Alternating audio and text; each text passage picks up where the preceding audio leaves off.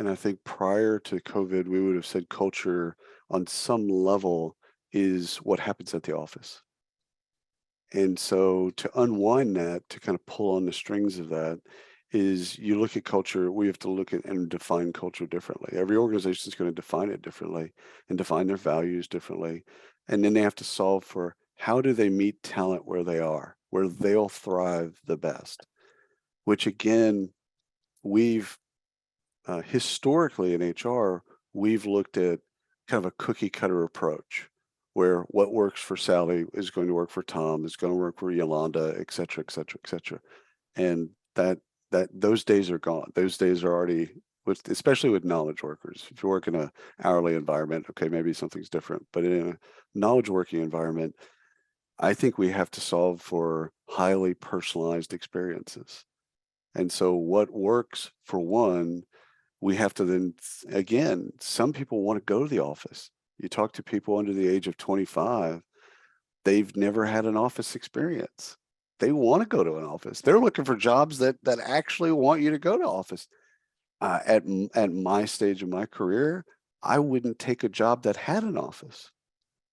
So, so like everyone thrives differently and they thrive, again, we've got to solve for how do they thrive, because we want the outputs of their labor and their time and energy.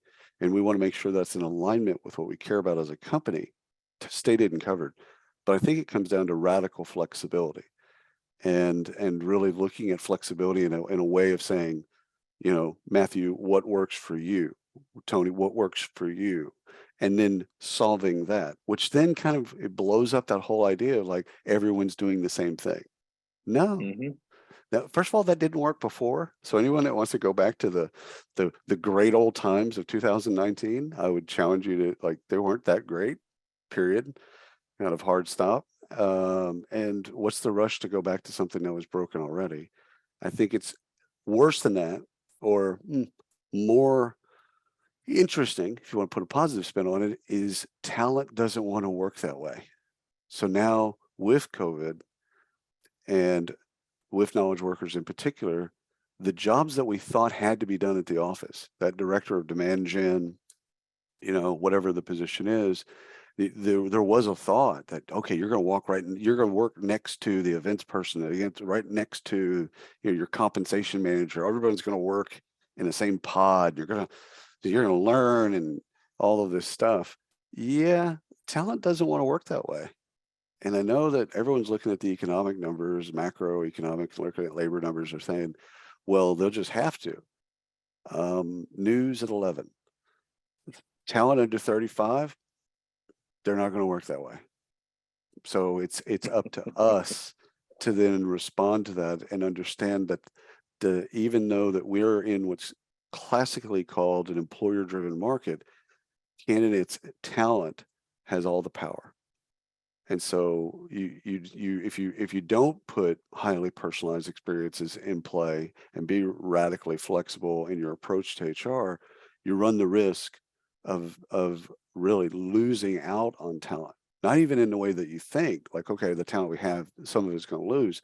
No, people just won't apply. Like, they just look at the job and go, yeah, they don't get it. And they'll just move on. The number 1 and 2 phrases in Indeed are remote, quote, and remote work, quote. Those are the two. I mean, this is the biggest job board in the world, and those are the 2 search phrases that are the highest search phrases. Talent's looking to work differently. So we can kind of keep trying to get them to work that we want them to work, or the way that we want them to work. Yeah, good luck with that strategy, because that's not going to work for the talent. And talent wins. I mean, you could, again, getting back to any sports metaphor that you'd like, talent wins. Well, and I think that's a final takeaway here then is that, as we look into the future of work, the best way to succeed is to understand your people. And to do that better, we've got to be leveraging data.